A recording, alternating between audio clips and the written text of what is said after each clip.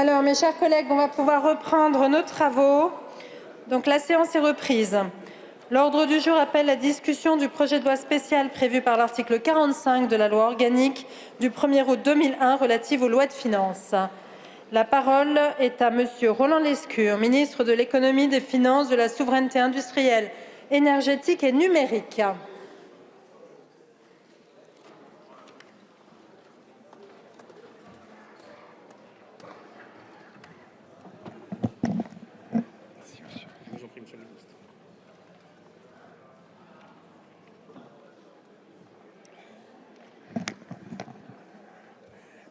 Madame la Présidente, Madame la Ministre, Monsieur le rapporteur général, et j'imagine que Monsieur le Président de la Commission des Finances n'est pas loin non plus, Mesdames et Messieurs les députés, le 14 octobre dernier, avec la Ministre des Comptes et de l'Action publique, nous avions l'honneur de présenter au Conseil des ministres un projet de loi de finances pour l'année 2026. Un peu plus de 2 mois plus tard, nous nous retrouvons ici aujourd'hui pour vous présenter ce projet de loi spécial. Depuis le 15 novembre dernier, la méthode inédite annoncée par le Premier ministre a permis au débat sur le projet de loi de financement de la sécurité sociale pour 2026 de se tenir et d'aboutir à son vote et à son adoption. Cette réussite crée un précédent, démontre que nous sommes capables de travailler ensemble et de faire converger nos positions. Cette réussite, elle trace une voie pour les futurs débats budgétaires. En revanche, vous le savez, les débats, les discussions à l'Assemblée nationale n'ont pas permis d'aller au bout de l'examen du projet de loi de finances pour 2026. L'Assemblée nationale n'a pas pu examiner la partie dépenses du texte et définir le budget qu'elle souhaitait. Je dirais même que sur la partie 1, vous avez plutôt annoncé le budget que vous ne souhaitiez pas puisqu'elle a été rejetée à la quasi-unanimité. L'échec de la commission mixte paritaire de vendredi dernier relève sans doute de divergences politiques, mais j'en suis convaincu, elle relève aussi et sans doute surtout de ce travail inachevé. Nous apprenons en marchant, notre culture politique évolue, prenons ces quelques semaines supplémentaires pour réussir à faire comme de nombreuses autres démocraties, trouver un compromis budgétaire. Mais attention, je vois poindre ici ou là une certaine accoutumance à la loi spéciale. Dire que le monde va s'écrouler avec la loi spéciale serait évidemment mentir, mais dire que nous pouvons nous en contenter plus que quelques jours ou quelques semaines serait un déni de réalité. La loi spéciale nous offre simplement le temps nécessaire pour prolonger les débats et nous permettre d'aller au bout de l'examen du texte. C'est la roue de secours qui nous permet de faire quelques kilomètres avant de pouvoir arriver à bon port, changer les roues et repartir de plus belle. Vous l'avez vu, dans notre situation, le projet de loi spécial, c'est un passage obligé qui poursuit 3 objectifs seulement. C'est un projet de loi qui tient en une dizaine de pages, 3 articles. Le premier permet de lever l'impôt, le deuxième de garantir les ressources nécessaires au bon fonctionnement de nos collectivités locales, le troisième de permettre à l'État de continuer à émettre de la dette afin d'assurer la continuité des services publics et de l'action de l'État. Je précise que cette loi spéciale n'équivaut pas à la reconduction du budget de l'année dernière. La mise en œuvre de la loi spéciale ainsi que des décrets de service votés revient à ouvrir le minimum de crédits que le gouvernement juge indispensable pour poursuivre l'exécution des services publics. Je rappelle par ailleurs que la loi spéciale ne peut pas modifier les barèmes d'impôts ou prolonger des dispositifs fiscaux de l'année précédente. Le Conseil d'État a été très clair sur ce point dans son avis rendu l'année dernière. Il l'a rappelé dans son avis sur le présent projet. Ce que ne fait pas non plus la loi spéciale, c'est d'autoriser des investissements nouveaux. Si on veut soutenir les filières automobiles qui font face à une transition historique dans le cadre de ce qu'on appelle le CORAC, si on veut soutenir les filières aéronautiques dans le cadre de ce qu'on appelle le CORAC, le financement des ordinateurs quantiques, la prime rénov', les investissements de nos armées que vous avez voté très largement l'année dernière, il nous faudra un budget, j'allais dire, un vrai. Si nous voulons prolonger la garantie de l'État à l'AFD pour la Nouvelle-Calédonie, la garantie émeute, la garantie de l'UNEDIC qui permettra à l'UNEDIC de s'endetter, là aussi, il nous faudra un budget. Comme l'année dernière, la loi spéciale ne peut donc être qu'une solution temporaire. C'est un texte de jonction, un pansement son maintien au-delà de janvier risquerait de fragiliser grandement l'économie française avec 3 incertitudes majeures que je souhaite partager avec vous. La première, elle concerne les finances publiques et le niveau de déficit. Nous devons évidemment nous assurer, ça a été dit et rappelé par le Premier ministre tout à l'heure lors des questions au gouvernement, que le déficit l'année prochaine soit au maximum de 5% du déficit du produit intérieur brut. Et vous le savez, vous l'avez compris, la loi spéciale permet de limiter ce que j'appelle le bon gras, les investissements d'avenir, l'investissement dans les technologies, le soutien aux investissements des collectivités territoriales, mais n'empêche pas, évidemment, ce que je pourrais appeler le mauvais gras de continuer à progresser, la hausse tendancielle des dépenses publiques. Incertitude sur le déficit public avec un risque de dérapage réel. Incertitude sur la croissance, ensuite, parce que nos chefs d'entreprise, nos ménages, face à un budget encore incertain, risquent de reporter des dépenses d'investissement. La croissance de l'économie française a été exemplaire jusqu'à ces dernières semaines. Faisons en sorte, mesdames et messieurs les parlementaires, que ce soit encore le cas. Et dernière incertitude, celle sur le financement. Nous avons des taux d'intérêt aujourd'hui en forte hausse depuis déjà quelques années, partout dans le monde. Les écarts de taux d'intérêt entre la France et l'Allemagne se sont stabilisés, ils se sont même un peu réduits. Faisons en sorte, là aussi, que la prime de risque politique qui pèse aujourd'hui sur les marchés et qui renchérit d'autant notre endettement puisse disparaître à jamais. Pour toutes ces raisons, nous devons nous réveiller le 1er janvier avec la même obsession qu'en se couchant le 31 décembre, faire adopter un budget pour la France.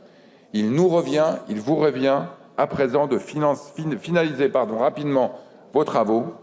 Nous reprendrons le travail là où le Sénat s'est arrêté afin de converger au mois de janvier vers un budget qui puisse être adopté du fait des échéances financières, économiques et électorales qui sont devant nous. Nous devons poursuivre nos efforts pour maintenir le déficit sous les 5%, seuil qui nous permet de rester sur la trajectoire qui permettra à la France d'avoir un déficit public de moins de 3% en 2029, ce qui permettra, j'ai envie de dire, enfin, de stabiliser la dette publique. Cet objectif, mesdames, messieurs les députés, il est ambitieux, il est atteignable, j'en suis convaincu, c'est notre devoir de l'atteindre. Merci beaucoup, Monsieur le Ministre. La parole est à présent Madame Amélie de Montchalin, ministre de l'Action et des Comptes publics.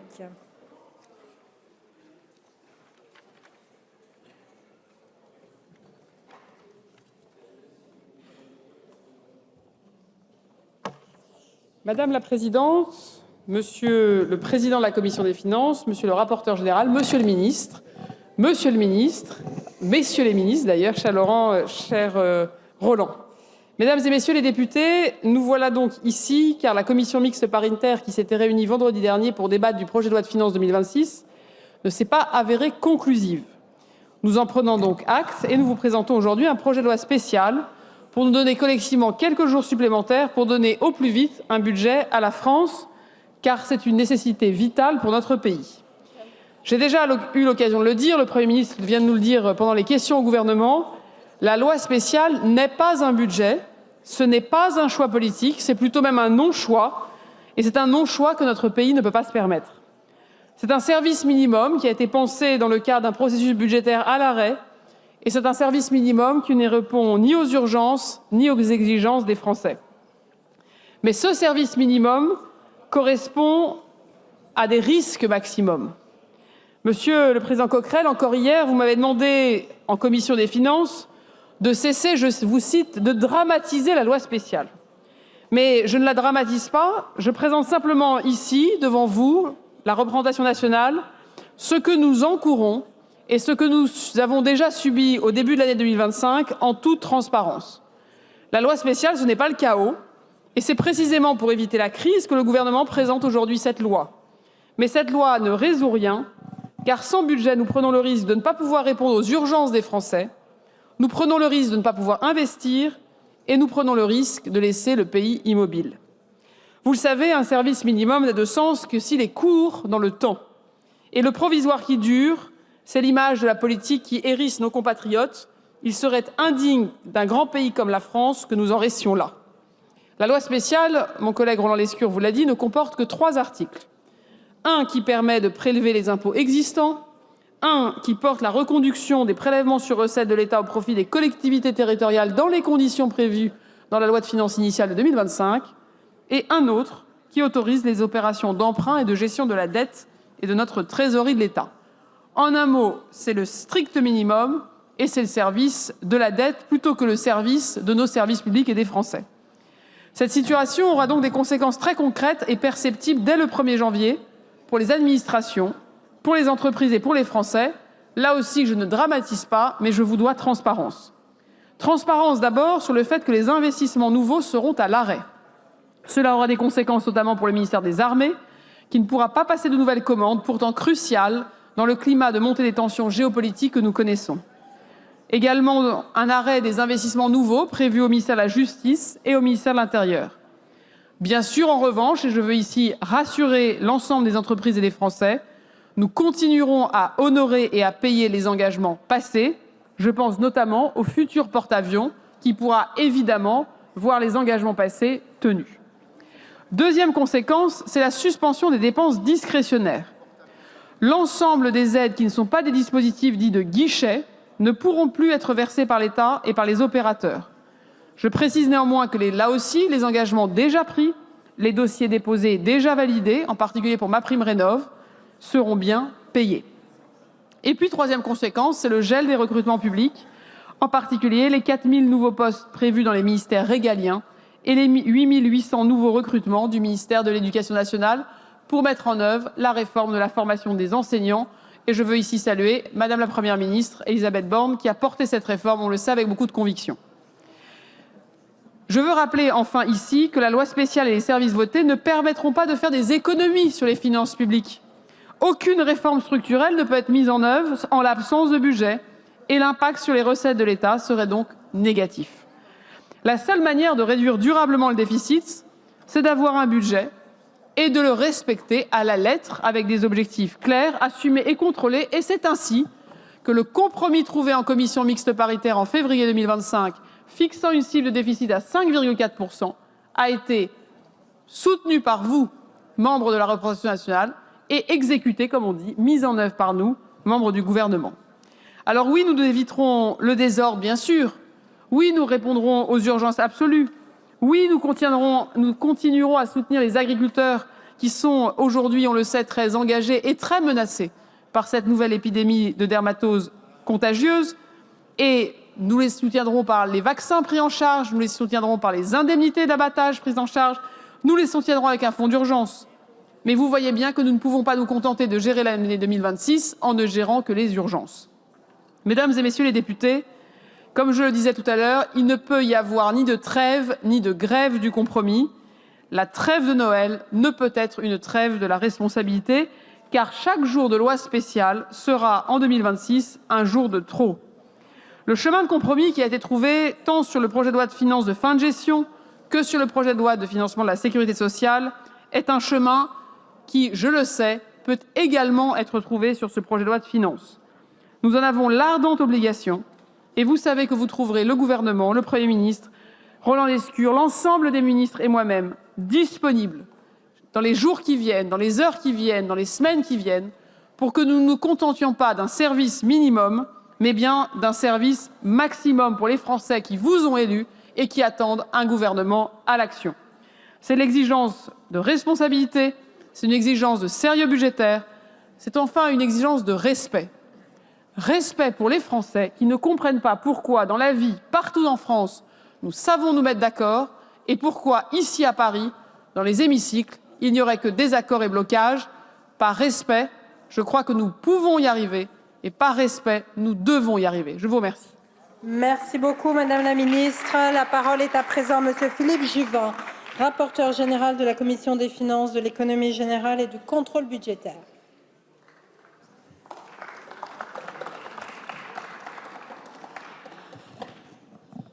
Madame la Présidente, Monsieur le Ministre, Madame la Ministre, Monsieur le Président de la Commission des finances, mes chers collègues, le texte que nous examinons aujourd'hui est donc un texte d'exception qui est prévu par la Constitution pour faire face à une situation qui l'est tout autant. Le projet de loi spéciale a un objectif unique, assurer la continuité de l'État et de la vie nationale dans un contexte où la loi de finances pour 2026 ne pourra pas être promulguée avant le 1er janvier.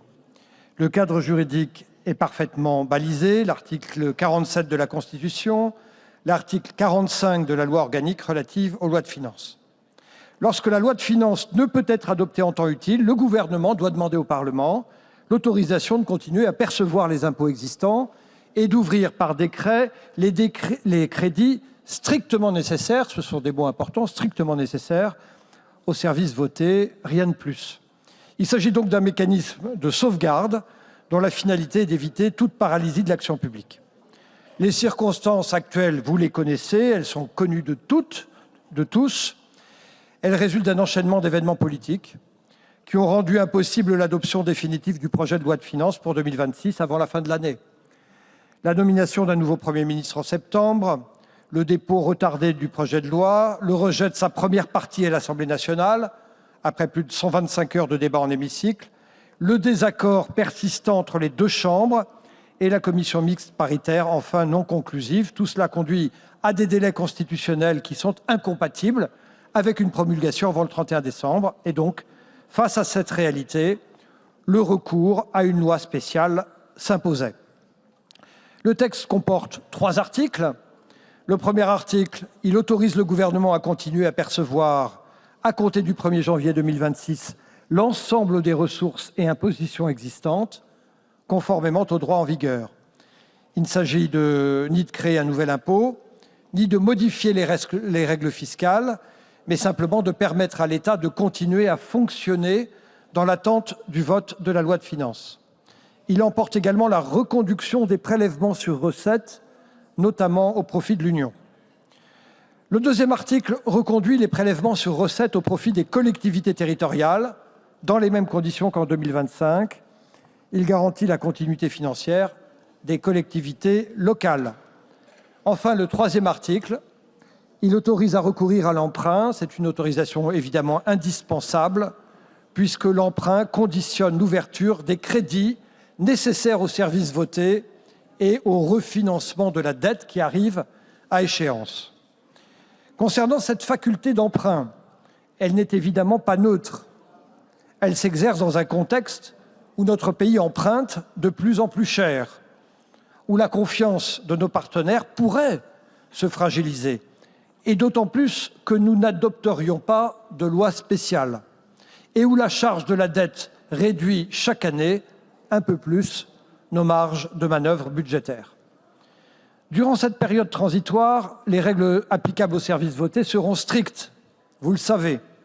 Pas de nouvelles politiques publiques, pas de création nette d'emplois, pas de dépenses discrétionnaires nouvelles, une gestion rigoureuse, contrainte, frugale des crédits. La loi spéciale, ce n'est pas une solution pérenne. C'est un outil temporaire, nécessaire, qui ne préjuge en rien du contenu de la future loi de finances pour 2026. Et je vais citer le Conseil constitutionnel qui dit très clairement les choses. La loi spéciale, ouvrez les guillemets, constitue un élément détaché, préalable et temporaire de la loi de finances. Et permettez-moi de nous projeter. Lors de la nouvelle lecture du projet de loi de finances, il faudra que nous tentions de ne pas repartir de zéro. Le travail considérable qui a été engagé ici, dans cet hémicycle, en commission, entre les différents WIP, ces bases communes existent et des convergences ont été identifiées. 3 lignes claires devront guider nos travaux.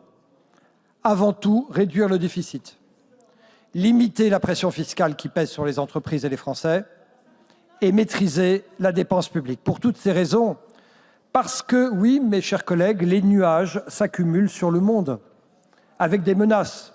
Évidemment, les menaces internationales, mais aussi des menaces sur les marchés. Et on parle ici et là de possibilités de crise en 2026. De crise de la dette privée, de crise des crypto-monnaies, de crise liée aux investissements massifs qui ont lieu dans le monde sur l'intelligence artificielle. Eh bien, tous ces risques nécessitent que nous stabilisions le pays et la situation. Et la première étape de la stabilisation du pays, c'est de redonner confiance et c'est de donner à la France les outils de sa gestion, c'est-à-dire cette loi spéciale. Pour toutes ces raisons, et parce que la continuité de l'État ne peut être prise en défaut, je vous proposerai, mes chers collègues, d'adopter ce projet de loi spécial sans rien céder sur nos exigences pour la suite. Je vous remercie. Merci beaucoup, monsieur le rapporteur général. La parole est à présent monsieur Éric Coquerel, président de la Commission des finances, de l'économie générale et du contrôle budgétaire.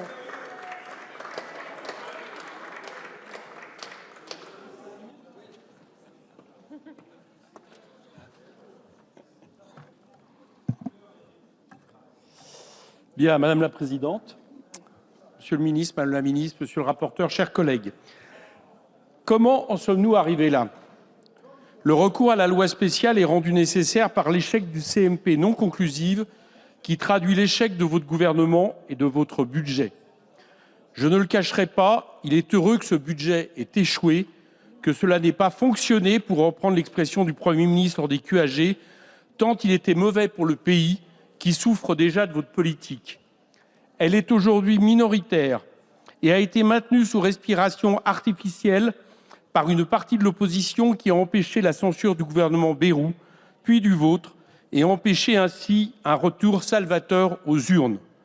C'est bien là ce qui fait durer le désastre économique et social du macronisme. C'est d'ailleurs, Monsieur le Ministre, à cette accoutumance-là, celle du gouvernement minoritaire, à laquelle il convient de ne pas s'habituer. Bilan désastreux, oui.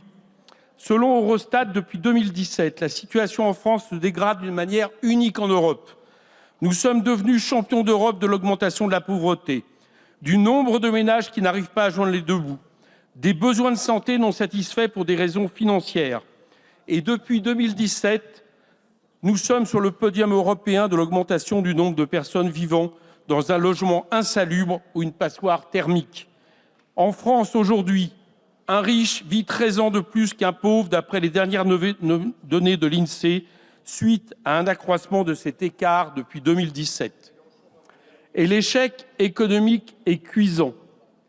Vous annonciez relancer l'industrie, attirer les investissements, lutter contre le chômage, réduire les déficits. Vous avez tout raté. La ministre Montchalin dit que la loi spéciale causerait du chômage et des faillites. Non seulement c'est faux, mais en plus de cela, rappelons que c'est votre politique qui cause tout cela. La part de l'emploi industriel manufacturier est tombée à 13,5% en 2025. Les derniers chiffres de la CGT publiés il y a quelques jours recensent 483 plans sociaux et 107 000 emplois menacés ou supprimés. Ce budget que vous défendez, c'est en réalité un budget irresponsable, un budget qui ne correspond ni au moment de l'histoire, ni à l'état du monde. La catastrophe écologique menace nos existences. Le coût des catastrophes climatiques est passé de 50 milliards de dollars par an à 250 milliards entre les années 80 et aujourd'hui. Mais vous baissez de 3 milliards les budgets écologiques alors qu'ils devraient augmenter de 30. Dans le monde, les États-Unis restructurent l'ordre international au service de leur intérêt et notamment de leur industrie. Ils ont produit et exporté en 2024 pour 140 milliards de dollars de matériel militaire dans le monde selon l'Institut Bruegel. Mais vous bradez notre souveraineté dissuasive avec Vancorex et conventionnelle avec les forges de Tarbes.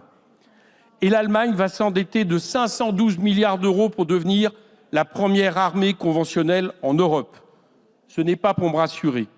Et je ne souhaite pas, en France, relancer l'industrie à partir de la seule production d'armes. Mais ce que je retiens, c'est que les Allemands arrivent à trouver les moyens pour financer leurs priorités politiques et relancer ainsi leur industrie. Vous dites qu'ils le font parce qu'ils le peuvent. Vous admettez qu'ils ont raison de s'endetter pour investir dans leurs priorités. Mais vous ne le faites pas en France parce que vous refusez d'aller chercher des recettes en renonçant aux canaux fiscaux consentis depuis 2017 aux ultra-riches et aux très grandes entreprises. Pourtant, la Cour des comptes reprochait début 2025 une politique, je cite, de baisse de prélèvements obligatoires non financés qui dure depuis des années. Il est donc temps de faire payer équitablement des impôts aux ultra-riches qui ont tant bénéficié des largesses fiscales du macronisme sans qu'aucun effet positif ne s'en fasse ressentir, hormis leur propre enrichissement. La suppression de l'ISF un impact nul sur l'investissement des entreprises et pas d'effet décelable sur le niveau d'emploi et de masse salariale, selon France Stratégie, au prix d'un rendement divisé par 2,5 lors du passage à l'IFI. La flat tax, elle n'a pas pour principale fonction de financer de nouveaux investissements, selon l'Institut des politiques publiques. Ou encore le pacte Dutreil, symbole au fond de votre politique qui coûte cher, qui n'atteint pas son but et en réalité un outil d'optimisation fiscale agressive pour les ultra-riches. Vous nous imploriez pendant les débats de ne pas y toucher avant qu'il ne soit évalué. Eh bien, depuis un mois, il est évalué par la Cour des comptes. Résultat, vous nous disiez qu'il coûtait 500 millions d'euros. Il en coûte en fait 6 milliards par an, soit la moitié des coupes budgétaires imputées à l'État. Vous nous disiez qu'il est essentiel à nos entreprises familiales. Il n'a en fait que des effets mitigés et peu discernables, selon les propres mots de la Cour des comptes. Vous nous disiez qu'il bénéficie aux PME industrielles, mais selon la Cour, il est en fait fortement concentré sur les grands groupes et ne bénéficie que minoritairement à l'industrie. Tous ces cadeaux fiscaux que vous refusez de toucher ne fonctionnent pas et coûtent à la société l'argent qu'elle a besoin d'investir dans les services publics. Pire, vous faites payer le déficit ainsi créé à tous les Français. Alors qu'on ne vienne pas nous demander de consentir à prolonger un peu plus la catastrophe. Oui, ce budget a été à ce stade rejeté parce qu'il est mauvais. Si quelqu'un ici porte une responsabilité, c'est le gouvernement. On ne saurait faire porter la responsabilité première aux parlementaires. Le prétendu renoncement au 49.3 sert d'ailleurs à rejeter la faute sur l'Assemblée nationale, alors que le gouvernement sait bien que s'il y renonce, c'est parce qu'il y aurait eu autant de risques de censure. Et que si ce gouvernement chute, le pays regardera vers l'Élysée. À cette heure, il paraît d'ailleurs nécessaire, en vous entendant, de vous rappeler que le renoncement au 49.3 et aux ordonnances n'expire pas le 31 décembre. En 2026, si vous y recouriez, vous affronteriez de même la censure. À ce stade, nous avons donc réussi à faire échec à votre budget. Nous avons donc besoin de la loi spéciale pour que le pays continue de fonctionner par responsabilité républicaine, et évidemment, je ne m'y opposerai pas. Je regrette toutefois que la présidente de l'Assemblée déclare irrecevable un amendement pourtant adopté en commission ce matin et qui aurait épargné, en indexant le barème d'impôt sur l'inflation à 200 000 foyers qui gagnent moins du SMIC, de se retrouver à payer l'impôt sur le revenu. Mais cette mesure, comme d'autres, reste possible si une loi fiscale est déposée en janvier. J'invite par ailleurs à ne pas dramatiser ce que veut dire la loi spéciale pour notre pays. Ne jouez pas aux apprentis sorciers en fabriquant de toutes pièces des moyens de pression qui suscitent au pays une inquiétude inutile, mauvaise pour l'économie comme pour les entreprises. Je tiens à ce que ce soit clair, la France aura toujours un budget. Le seul scénario où un pays n'a pas de budget, c'est le shutdown à l'américaine. Ce scénario n'existe pas en France, notre loi spéciale l'en empêche. La loi spéciale est un budget de secours, temporaire soit, mais elle est bien un budget puisqu'elle permet, je cite, d'ouvrir le minimum de crédit que le gouvernement juge indispensable pour poursuivre l'exécution des services publics et qu'elle reproduit le budget, je cite encore, dans les conditions qui ont été approuvées l'année précédente par le Parlement. Tout ce qui était possible en 2025 est donc possible en 2026. L'article 45 est de ce point de vue limpide. Et vous parvenez bien à trouver des exceptions puisque la ministre, et j'en suis d'accord, a décidé qu'un plan de vaccination contre la dermatose serait possible en 2026. La loi spéciale est un objet trop politique, trop peu identifié pour qu'une jurisprudence suffisante justifie votre aplomb à affirmer sous l'apparence de la technicité ce qu'il serait possible ou non de dépenser. L'an dernier, avec la circulaire Barnier, la mise en réserve de certains crédits, l'empêchement de certaines dépenses, vous avez forgé une interprétation de la loi spéciale qui est la vôtre. Si le pouvoir réglementaire vous échoue, il ne vous appartient pas, en revanche, de déguiser vos décisions discrétionnaires en fatalité technique. Je l'ai dit, la loi spéciale autorise à reproduire à l'identique les dépenses faites en 2025. Vous choisissez de limiter drastiquement cette possibilité. Ce n'est pas du droit, c'est de la politique. Cessez donc d'utiliser ce prétexte de manière infantilisante pour faire pression sur l'Assemblée afin qu'elle se compromette en adoptant au plus vite votre budget minoritaire, imprégné de l'encre minoritaire du macronisme. Pour nous convaincre que vaudrait mieux un mauvais budget au plus vite que de laisser durer la loi spéciale le temps qu'il faut pour que nous vous imposions un meilleur budget. Nous apprenons aujourd'hui par voie de presse que le gouvernement tiendrait de la main de l'Élysée lors d'accélérer au maximum, malgré l'échec de la CMP. J'informe le gouvernement et l'Élysée qu'une commission mixte paritaire n'échoue pas à trouver un accord afin de respecter la trêve des confiseurs. Je le répète, une CMP non conclusive marque un échec du gouvernement sur son budget. L'exécutif ne peut donc pas faire comme si le Parlement n'était qu'une mouche qui vole près de son œil, qu'il conviendrait désormais de chasser en le faisant plier à vos exigences. Depuis le mois d'octobre, l'Assemblée a fait œuvre utile en faisant échec aux nombreuses mesures iniques que vous défendiez. 6,5 milliards d'euros d'économies abusives ont été battus. Je parle ici de désindexer l'impôt sur le revenu, de ne pas faire payer les économies sur les indemnités des malades du cancer, de réduire l'abattement sur les retraites ou encore de faire exploser le titre des séjours et de demandes de naturalisation. Lorsque votre budget reviendra en janvier, nous continuerons donc à le combattre, car une opposition ne vaut pas seulement quand elle s'entend avec vous, mais quand elle s'oppose, suivant ainsi le mandat que le peuple lui a donné. Tant il est vrai que le seul compromis que vous acceptez sur vos bases, dans l'espoir de faire passer par la fenêtre, je vais terminer, la politique budgétaire rejetée par la politique du suffrage universel.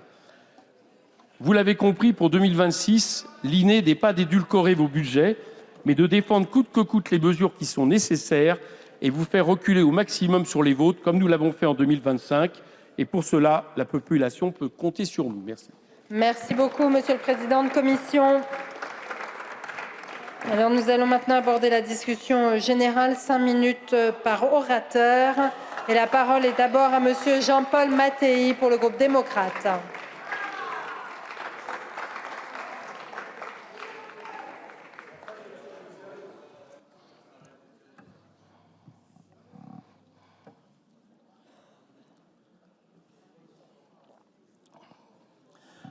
Madame la Présidente, Madame et Monsieur le Ministre, Monsieur le Président de la Commission des Finances, Monsieur le rapporteur, bien évidemment, Monsieur le Président, je ne vais pas tout à fait avoir la même tonalité de votre discours, vous en doutez. Je voudrais également remercier Philippe Juvin pour son engagement dans la discussion. Mais permettez-moi d'exprimer d'emblée mon regret quant à l'issue de la commission mixte paritaire. Si le manque de temps a joué, il est difficile de ne pas y voir une occasion manquée, celle d'un accord qui aurait pu émerger avec une volonté plus affirmée de la part de nos collègues sénateurs. Nous aurions bien aimé pouvoir nous rencontrer de manière informelle. Avant, ça n'a pas été possible, hélas. La copie du Sénat, avec 12 milliards d'euros de déficit supplémentaire, mettait un coup d'arrêt au rétablissement de nos finances publiques, en dépit des discours antérieurs. Il était évident que ce texte devait être révisé en profondeur, en reprenant certains compromis noués ici à l'Assemblée.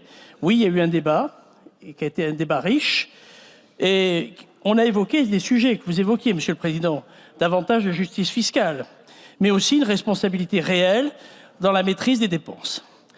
Donc, après l'échec de cette CMP, la loi spéciale s'impose, avec une échéance impérative au 31 décembre pour garantir le fonctionnement de l'État, ça a été dit. Rappelons-le clairement, cette loi spéciale est un pis-aller. Elle immobilisera une nouvelle fois le pays pour plusieurs semaines, alors même que le monde qui nous entoure évolue à toute vitesse, parfois de manière inquiétante. Nous avons urgemment besoin d'un budget pour renforcer notre sécurité intérieure comme extérieure.